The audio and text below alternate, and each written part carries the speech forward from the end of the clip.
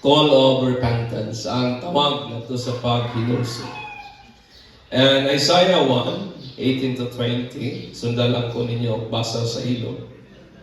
Ang pulong sa Diyos na kanayon, "Come now and let us reason together, says the Lord. Though your sins are as scarlet, they will be white as snow. Though they are red like crimson, they will be like wool. If you consent and obey, you will eat the best of the land. But if you refuse and rebel, you will be devoured by the sword. Truly, the mouth of the Lord has spoken." Sa dihang iproklama ni Propeta Isaiah kini nga mga prophecy, ang Judah was living in rampant sin, though they continue sa pagbuhat sa mga rituals prescribed by the law. Sama sa kong gipresan natong Sunday, padahil sila nag-perform sa mga ritual nga giingon sa abalaan nga kasulatan, pero sa pikas nga bahin, nagdumili sila sa pagbag-o sa gawi sa ilahang kinabuhi, mga igsoon. So ang Ginoo iyahang gihagit o iyahang imanduan o gitawag kining iyahang mga katawhan to repent, nga maghinulsol. Sa sulat po ni Apostle Paul ngadto sa mga Corinthians o sa Corinthians believers, iyang gi-urge o gi-command, iyang ugos, gihangyo uban ang pagsugo nga diin sila usab magrepent sa mga sala nga gi-address ni Paul sa mga sulat, mga igsoon. O ako naguna-una nga murag wa man kitay kalainan ani nila tungod kay sa pikas nga bahin way may some but fail sa pag-obey sa uban usab nga mga command sa Ginoo. Atong nagakatuman ang uban nga sugo sa Dios but we fail sa pikas put nga pamagi. It means no sahay sa atong obedience sa Dios we become selective.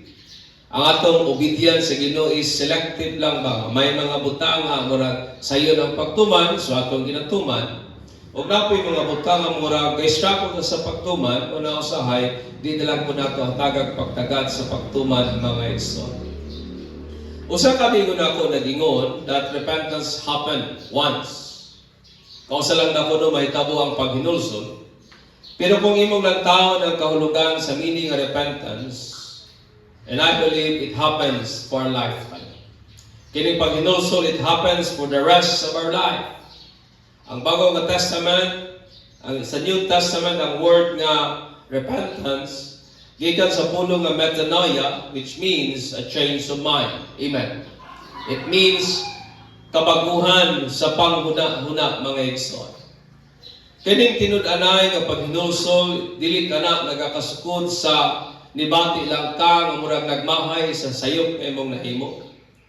Dili na masukod sa murag tao nahasol ka, feeling guilty, feeling sorry or remorse, or sa pikas nga bahin gikamahayan o nagmahay ka sa mga dili maayo o mga daotang mga butang nga atong nabuhat sa kinabuhi, mga igsoon. Kining change of mind, it means huna-huna nga nagakausap nga diin nagaresulta sa kabaguhan sa gawi. O kining kabaguhan sa gawi nagaresulta ngadto sa kabaguhan sa kinabuhi. Amen. The change of mind nga nagamanifest sa change of action o ngadto mubunga gayud og kabaguhan sa kinabuhi, mga igsoon. O kini nga kausaban, kini nga changes, it started or it begins sa tuang spiritual birth. Itong panahon nga ikaw na ipakatao diha sa kingdom sa Ginoo, pinaagi sa bililhong dugo ni Jesus Christ. O kini nga changes, I believe na medyo ni siya maundang o mahog gamay when our time expired. O niya po ini mahumanan ning atong ginhawa, this change will expire, but soon be perfected in our resurrection, mga igsoon. Amen. Kini ang kabaguhan, mahingpit niya puhon, inig ato ng sination ang pagkabanhaw nga gisaad ni Jesus. So therefore, mga igsoon, repentance is a lifetime practice and process. Dili lang ni usa ka higayon nga mahitabo, kundi usa ni ka kinatibuk-an sa atong existence ibabaw nining kalibutan. Usa ka lifetime nga practice and lifetime usab nga process, my friend. O sa Isaiah 1:18-20, may mga kamaturan nga nagtudlo kanato. Kabahin aning tawag sa Dios sa paghinulsol o niyaning mga mosunod nga mga lessons that atong pagatun-an ani nga mao nga mensahe igsoon. Una, that God will forgive us if we truly repent. That is in verse 18. That's why when the Ginoo, come now and let us reason together, says the Lord. Do ang imong sala pula kayo, kini nga ng Ginoo iyahaning pa pution sama sa snow. Do ang iyang kapula sama sa crimson, ingon pa ang Bible, mayroon ni siyang kaputi sama sa balhibo sa karnero. Ang pagpasaylo sa sala, mga igsoon, katungod ka na o grasya ka na sa Dios toward sa mga makasasala. O walay sala nga dili kaya pasayloon sa Dios except nining usang sala. That's why ningon si Jesus in Mark 3:28-29, I truly say to you, all sin shall be forgiven. All sin shall be forgiven the sons of men, and whatever blasphemies the author, but whoever blasphemes against the Holy Spirit never has forgiven, but his guilt is of an eternal sin. That's what the Bible said. In short, ingon ang Bible, kining atong pagblaspheme, pagpasipala sa balaan nga espiritu, the Bible said it is a sin that cannot be forgiven. O kini nga pasas mga igsoon, lisod kayo ang pagsaot nini ang pag-interpret.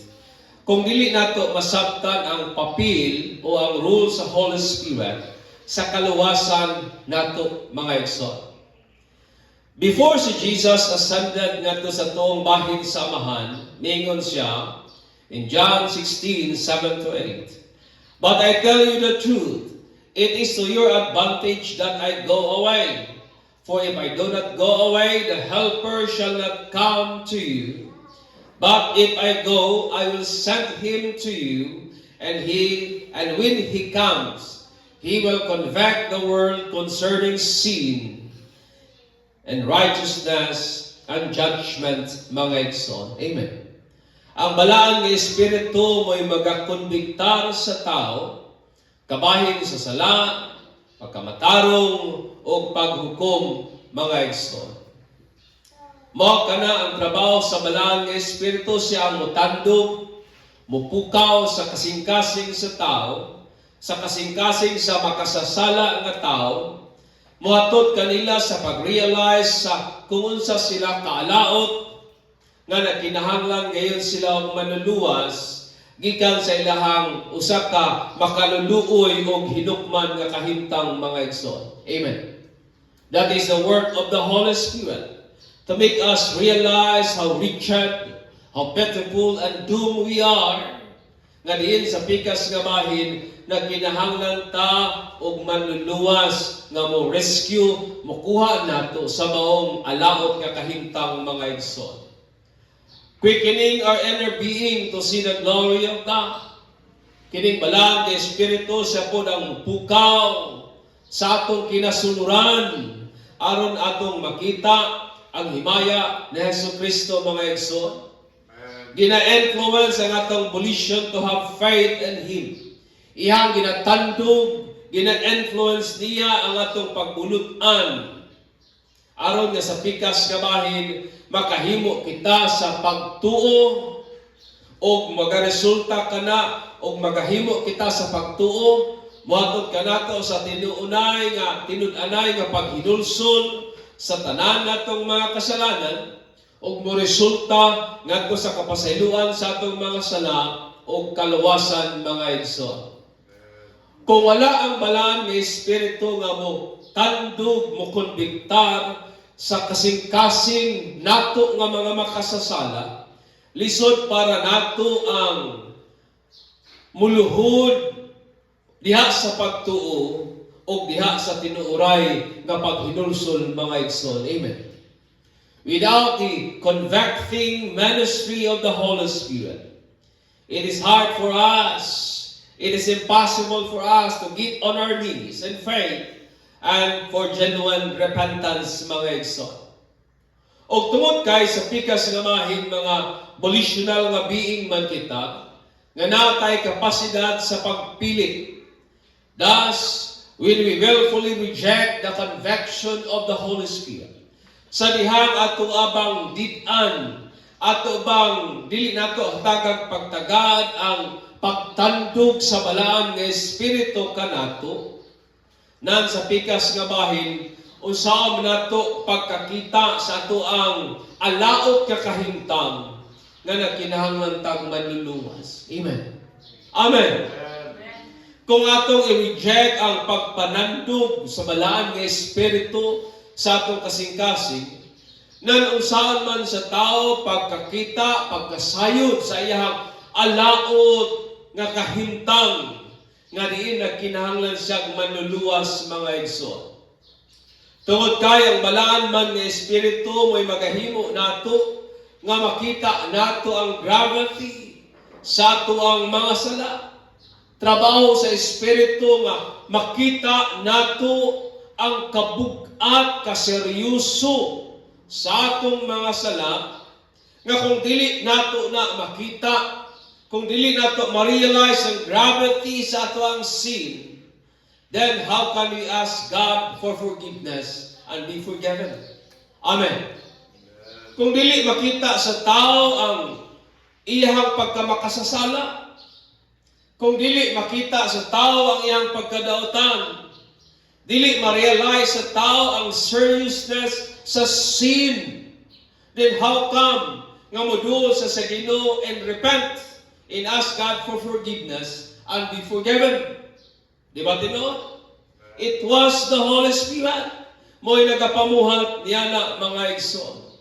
That's why sa dihang ingon ng Ginoo nga kining sala nga dili mapasaylo, kining pagpasipala sa balaan nga espiritu, tungod kay kung atong pasipalaan ang balaan nga espiritu, dili na siya mutandog sa atong kasing-kasing ug mohatod nato sa pagkahinuklog sa atong mga kasalanan ug mangayot at pasaylo sa Ginoo. Dili na makita sa tao mga igsoon. Ang kapasayloan sa sala was only for human. O walay sala that can surpass and exhaust the grace of God. Amen. Walay sala nga mulapas, maghigapin o musubra sa grasya sa Ginoo, ug sa dihang gitawag sa Ginoo kita to reason together in light sa atong mga kasalanan, it was an act of His loving kindness. Amen. Buhat ka na sa grasya o gugma sa Ginoo, and God assured them that even though how scarlet or crimson red their sins are, God can make it white like wool and snow. Ingon ang Ginoo, bahala pag sa kapula, kadaktong pula ang atong sala, papution ka na sa Dios sama sa niebe, o sama sa kanang balhibo sa karnero. Tungod kay sa Bible, ang sala o ang crimson o ang scarlet red is a color ascribed ngadto sa sin mga igsoon. Ang crimson word, para nga natin gamay nga idea, ang crimson nga word is from the Hebrew word tola, which is a worm. Muna siya. Usa na ka unod, pamilya sa unod, pero lahi siya sa unod nga ito ang nagakakita. Lahi siya sa unod nga itong nagakakuha sa tanom na ito nga nagapangaon sa atong dahon sa atong mga katanaman. O ang size niya nalang siguro kadakon sa eraser sa imuhang lapis. O sa galing mas gamay-gamay pa na. Pero na sila'y unusual na life cycle.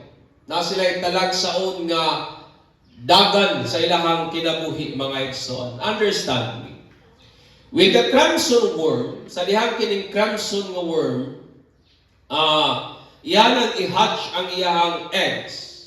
Ang iyahang buhaton, musaka dahil siya sa kahoy, muasan siya sa kahoy, o iyan ang voluntaryo nga i-stick ang iyahang kaugalingon, iyang ipapilit ang iyahang kaugalingon sa kahoy, and then ang iyahang buhaton, iyahang i-harden ang iyahang shell. Iyang ipagahi ang iyang shell, ang iyang outer nga skin, iyang ipagahi kay to protect sa iyang egg gikan sa danger sa gawas. So while nga ang egg na diri sa sulod, so ang buhaton sa mother nga crimson, musaka siya sa kahoy, iyang i-harden ang iyang shell o ang iyang outer nga protection para nga panaligdan ang iyang itlog gikan sa outer nga kakuya or danger mga igsoon. And then, ang buktong pamaagi sa mga egg, sa diyang ma-hatch na tong itlog, wa gid sila laing pamaagi nga makagawas, is kundili ilahang kaunon ang ilahang kaugalingong inahan. That's what they do, my friend. So, kaunon sa crimson nga bag-on na hatch nga egg ang ilahang inahan, and then while nga ilahang ginakaon, ang katudang crimson nga inahan, mag-os dahil siya ang crimson nga blood. Iyaha yung mansahan. Mugawas dahil ang blood gikan sa iyaha, o iyaha dahil i-stain ang worm for the rest of their life. Mahimo dahil silang pula for the rest of their life. In short, maligo sila sa dugo sa ilahang inahan. O gawas niya na, maglipo na og stain, dili lamang sa crimson worm, ingon man sa kahoy, kung hain to nakadikit ang maong crimson nga worm.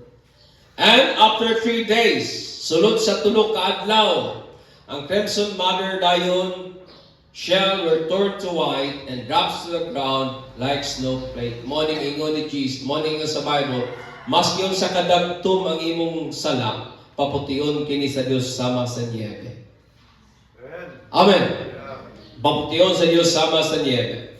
Ang crimson worm, my friend, it points out to Jesus Christ. Nagtudlo kani ngadto ka Jesus nga iyang gihatag ang iyang kaugalingong kinabuhi for us to live. Amen. He gave His life for us to live, is sticking Himself to the wooden cross. Iyang pili nga i-stick o ibutang iyang kaugalingon sa usa ka kahoy nga cross, shed His precious blood for the forgiveness of sin, and rose from the grave after 3 days at the grave to give us assurance that in Him is our forgiveness and salvation. Amen. Nga sa ikatulong adlaw, nabanhaw siya gikan sa mga patay, paghatag nato kasiguraduhan nga diha kaniya ang atong kapasayloan ug ang atong kalawasan. Though how grieve, bisan pa kung sa kabug-an, ka-worst ang sala ng atong nahimo. Kung tinuunay, tinun-anay, butang maghinulsol diha sa pagtuo. Sao sa ang butangan na buhat ni Jesus, o gibuhat ni Jesus sa cross, o sa kung kinsa man siya, God will forgive us. Amen. Amen. God will forgive us if we truly repent. Ikaduha, God will bless us if we truly repent. Ang Ginoo panalangin nato kung tinuunay kita nga magahinulsod. And 19, ingon niya, if you consent and obey, you will eat the best of the land. Kung willing mo o kung mutuman mo, ang sa Ginoo, makaon ninyo ang pinakamaayo. Ang mga some blessings sa Ginoo comes without condition. Tinodili. It is true. Uban sa mga panalangin sa Dios nag-aabot nga way kondisyon, sama sa pagsubang sa adlaw matag buntag, ug sama sa hayag sa adlaw nga nagahatag og kainit o kahayag sa tanan, sama sa ulan nga nagahatag og naga-water sa land, both good and evil, my friend.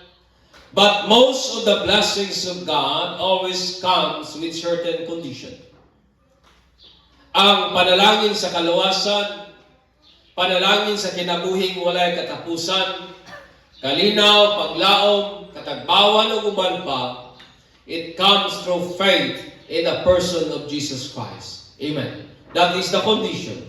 If you want to be forgiven, then ask for forgiveness. If you want salvation, you must believe in the Son of God. Mao na ang mga kondisyon aron nga maangkon kining maong mga panalangin kay daghan sa mga blessings sa Ginoo sa Bible from Old to New Testament, it comes with certain condition, mga igsoon. O ang condition sa blessing nga ingon ang Ginoo will eat the best of the land is to consent and obey the Lord. That is the condition. Ingon ang Ginoo, kung gusto ninyong makaon ang pinakamaayo, none, you must consent and obey ngadto sa Ginoo. To consent means to be willing. That is the word consent. Dapat kanang gawas dun sa imong kasing-kasing. Dapat interesado, gusto ka. And to obey, it means to listen intelligently so that we can obey accordingly.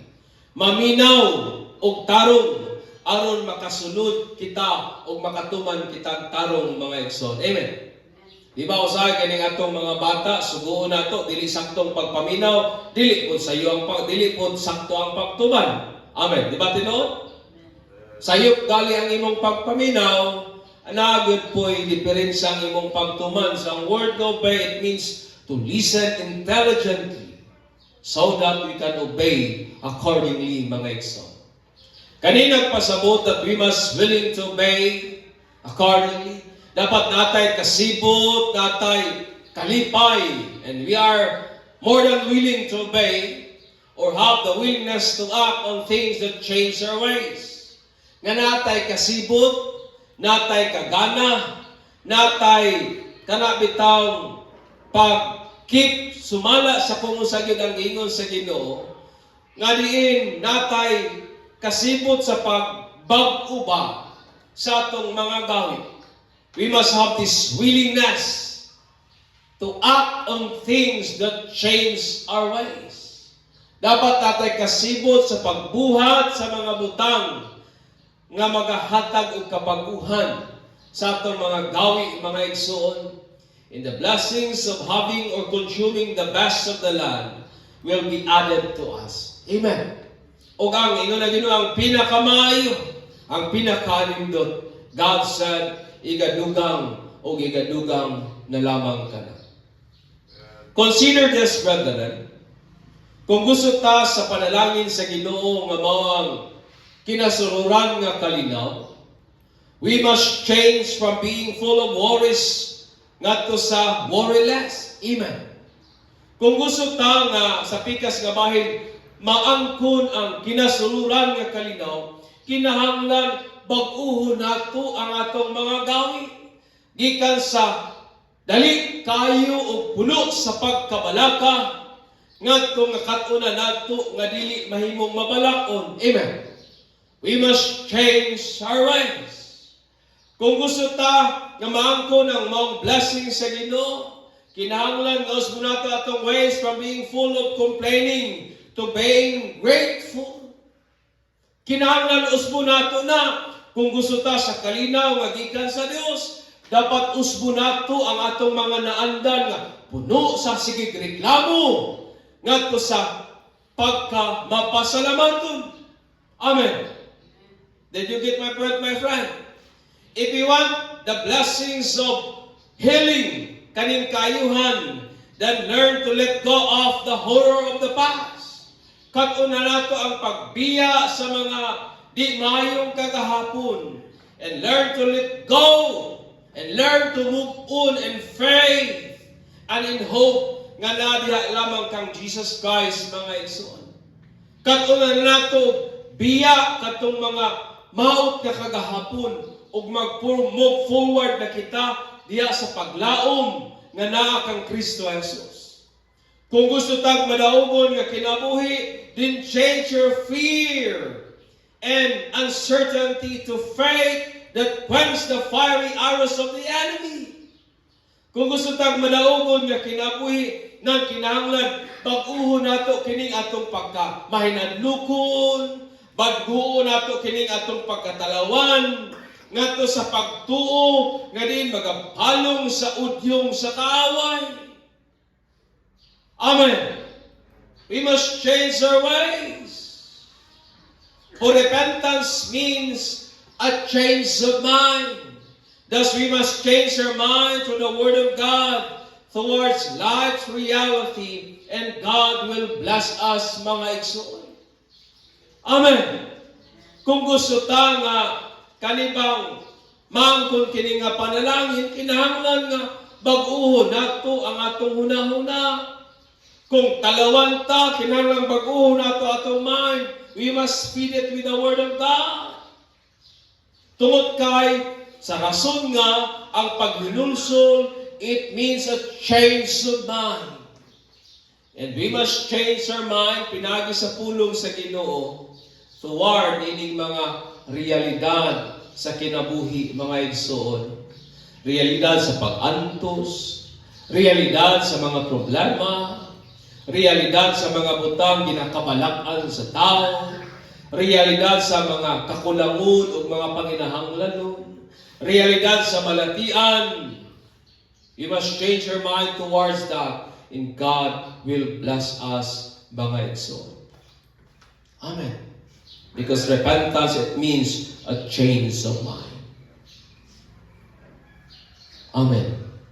Sa panahon nato karon, daghan kay mga butang pwede tang ikareklamo. But we must change our mind. Instead of being full of complaining, atong punon kini atong mga bakbak full of praising and glorifying God. That is a change of mind. That is repentance. Amen. Napamamunihan. Inyo na bang hinulusulan ang inyong pagka-reklamador sa kinabuhi? Ato na bang hinulusulan ang atong dili pagkamapasalamaton sa kinabuhi? Ato na ba nang hinulusulan? Because that's what it means by repentance or change. It means ato na bang gipag-una nga gawi sa kinabuhi. That is repentance. Amen. Napamamunihan. That's why repentance is a lifetime process, mga igsoon. It is a change of mind. Ikatulo o katapusan, God will punish us if we don't truly repent. That's why in 20 the Bible said, if you refuse and rebel, you will be devoured by the sword. Truly the mouth of the Lord has spoken. Usa sa mga observable evidence nga ang Dios nahigugma giday nato is when He discipline us when needed. Mao kana ang usa sa dili nato maikalimot o nagakasinatian nato nga pagpamatuod nga nahigugma giday ang Ginoo nato sa diyang ihatang ginapanton kung kinahanglan na gayon. In Proverbs 3:11 to 12, this is what the Bible said. My son, do not despise the Lord's discipline, and do not resent His rebuke. So ayaw daw kuno dumti, ayaw kalaguti ang pagbadlong sa Diyos. Because the Lord disciplines those He loves, as a father, the son He delights. Amen. Ang pagpanton o ang pagdisiplina sa Ginoo pinaagi sa rod of punishment. O ta akong pasiyaw atong niaging kuan, permitted. Kami sa una, ginagamit sa amoa, ingon nila kanina ko nung kape, dili na ko nung kakatulgon. Pero kami sa una, kape ang pangpatulog namo. Yes, elementary. Kabalo mo sa kape, sanga sa kape. Mo na ginagamit pang patulog sa amo sa una. Kaya di ka matulog, bunalan ka man. Mo na nga, mayo pang patulog ang kape. So ang Ginoo nato, He also punish us, He also discipline us with the rod of punishment. Naging instrument ang Ginoo ginagamit sa pagpahamtang sa iyahang punishment, which comes with a just cause. Ang Ginoo dili sama nato nga mamunal nga out of anger and frustration. Usay problemado sa trabaho, dito ipahungaw sa mga anak. Usay kining mga bata mabunalan nga way igong rason. No, our God is not like that. Ang ato ang Ginoo musilot siya with just cause. Naay igong panag-ingnan o naay igong rason. God never punished someone unjustly, for it is against His attributes. Tigid mohimo ang Dios sa pagsilot nato nga way igong basihanan kay supak kana sa iyahang pagka-Dios. On the account of believers, God's punishment is always redemptive, expressed out of His purest love. That is God's punishment. Nga kining pagsilot sa Ginoo kanato nga mga pinalangga niya, ang purpose ana is always redemption, not condemnation. Para nga i-restore, i-redeem kita o pagpadayag kana sa iyahang hingpit o putli nga gugma. With regard ngadto sa atong mga kabataan, we are commanded to discipline them, to save them from troubles ahead caused by their unpolished character. Pag nakita ni may mong anak na medyo tulibag-bagon gamay, imong pantunon ay. Pag nakita ni may mong anak na medyo may pagkahilabtanon, kinahanglan pantunon nimo. Kung nakita ni may mong anak na kusog mo tubag-tubag, pantunon yun na nimo. Kung nakita ni may mong anak na murag lahit yun ang tinor sa kinaiyahan, pamatasan, murag lahit yun kaysa man kinahanglan, pantunon yun na nato mga igsoon. Why? Ang Bible nagingon in Proverbs 19:18, discipline your children, for in that there is hope. Do not be a willing party to their death. Pantuno nato atong mga anak, mintras napay kahigayunan. Dili ta angay nga mahimong kabahin sa ilahang kalautan puhon mga igsoon. Ang Ginoo nato in His sovereign wisdom, understanding, punish us whenever it is needed to bring us into repentance so that He can bless us and save us from potential troubles ahead. Ang ato ang Ginoo nga gamhanan ug manggialamon, iyahatang ginapantun kung angayan o gikinahanglan. Aron nga dalton kita sa paghinulsol, aron nga iyahatang mapanalanginan o maluwas ta niya gikan sa mga kadaot nga naa nagpaabot sa unahan.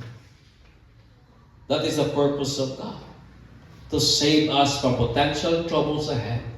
O kabalo ba mo sa ang troubles ahead nga wala na turning back, sa dihang kining atong kala may tambog sa linaw nga kalayo. That's why God discipline us while nga nataning kalibutan. Aron nga dalon kita sa paghilukluk. Usaha ginadala ta sa Ginoo sa mga circumstances to change our mind. Nga di na taunta magsigi og reklamo, mahimo na datang mapasalamaton sa Ginoo. Usaha ginadala ta sa Ginoo sa mga circumstances to change our perspective in life. Nga katunan gyud nato ang pagsalig sa Dios inay magmaduha-duhaon nga na kaniya. Amen. Ginadala ta sa Ginoo sa mga circumstances nga muhatod nato sa pagbago ba sa atong hunahuna. That is the word repentance. So that He can bless us. Pagbago sa atong mga gawi so that He can bless us. Aron nga ihaputang maluwas from potential troubles ahead, mga igsoon. Amen. Napabamo diha. Kitang tanan, we all fall into sin in a varieties of ways. Daghang pamaaging ang tao makasala o masitian, consciously and unconsciously. Usahay tungod kay nabatasan na nato ning pagkareklamador sa di nakabantay nga sige na lang tag-complain sa kinabuhi. Usahay di nakabantay nga puro na lang di ay pagreklamo, pag-murmur ang gagawa sa tong without tanang usahay nahimo nang na-normalize na lang nato ba mo. Usahay di na kahit nakabantay nga di na di ay na maayo. Usahay di na normalize na lang nato ning sige reklamo sa kapait sa kinabuhi, sige reklamo sa kapait sa dagan sa gobyerno, sige reklamo sa dili mayong panahon, gahapon dito ko plaza, ana na itong usa ka gadula dito Bicol nga pastor. Nalapod atong kalaban. Sa kalaban, ulan man diay. You know, ang ulan dili man nato na kalaban, it is a blessings from God. Pero iyahang gilantaw nga kalaban kay nganuman kontra man kay nagpakgang man sa iyang panahon sa pagdula. So nga kalaban ang ulan, no, it's not. We must change our ways, our thinking kabahin ana. Kay kining tao sa pikas nga bahin, makasala kita usahay tinuyuan, usahay dili. Makasala kita usahay nasayra nato, usahay wa ko ta kamatikot. Repentance is a call to willingly change our ways by obeying God's command. That is repentance. Whether we like it or not, and we may comprehend it or not. Kabalo ba mo nga ang pagkamapasalamaton sa Ginoo, something, it is a thing that our logic cannot comprehend. Kabalo ba mo niya? Ingon pa ni Pablo, in everything give thanks. Dabi og wa kay halin, magpasalamat ka sa Ginoo. Dabi na kay sakit, we give thanks to the Lord. Diba? Usahay kining pag-obey sa Ginoo, it goes beyond human logic, but we must still obey it. Amen. Amen. Sa iyo ng pagtuman, kung usahay makasabot ang atong salabutan. Pero usahay lisod ang pag-obey kung di nakakasabot og ngano. That's why ang repentance is a willingness or being willing to change our ways by obeying. Kaya wa mo gilaing mo bago aning atong kawi kini magyong pulong sa Dios. Wala nga dapat tatay tinguha sa pagsunod niini, nakasabot man ta o wala, giganahan man ta o wala. Amen. Repentance brings immense blessing that cannot be regretted. Wa gyud ang ikamahay sa pagbag-o sa gawin sa kinabuhi sa pamaagi nga iya sa Dios. Wa gyud ikamahay kung atong bag-ohon kini atong pagkareklamador ngadto sa pagkamapasalamaton. Wa gyud ang kamahayan kung usbo nato ning atong pagkamahinadlukon ngadto sa pagkamatinuohon. Wa gyud angay kamahayan kung atong pulihan kini atong pagkamaduha-duhaon ngadto sa pagkamasalikon sa Dios. Wa gyud angay kamahayan kung kini atong kasing-kasing nga madinungtanon atong ilisdan o kasing-kasing mahigugmaon. Wagi angay kamahayan anak mga igsoon. While sa pikas nga bahin, ang repentant brings the opposite. That's why the Bible said, if kung mo makigbatok kali mo, then God said, you will be consumed by the sword. So therefore, as conclusion, therefore have the willingness to change your ways by changing your mind through studying and inhabiting the Word of God. Wag ilaing pamaagi nga mabago kini nga atong hunahuna, mao man gyud ang pagtuon ug ang pagkinabuhi sa pulong sa Ginoo. Amen. So therefore, repentance is a lifetime practice in a lifetime process. That's why kinahanglan nga magkinabuhi ta adlaw-adlaw sa kinaiya sa pagkamahinulsulon. Ang pagkamahinulsulon, it means we have this willingness to change our ways. Kung ba na ta nga tangaway sa ito ang asawa, then we must repent. Repent, it means we must change our ways. Dili lang tumayo ka nga suri ka ha, kay nakabuhat kong istoryang dili mao, dili na mo ang repentance. Ulo kabahin na, pero dili lang na mo.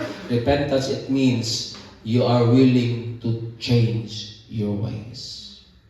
Napasakitan ka kaga, maningkamot ko uban sa grasya sa Ginoo, na di nagid na ako nakusbon. That is repentance. Amen. Amen. Muna nga, kung ang tao tinuod gayon nga nagahinulsol, pasayloon gid siya sa Ginoo. Kung ang tao tinuod gayon nga nagahinulsol, panalanginan gid siya sa Dios. Kung ang tao dili gid pud maghinulsol, silutan siya sa Ginoo, para nga ihatod siya sa paghinulsol aron panalanginan siya sa Ginoo. Tanawan ninyo ang kamaayo sa Ginoo ang atong gialaga. Manindog ta, ug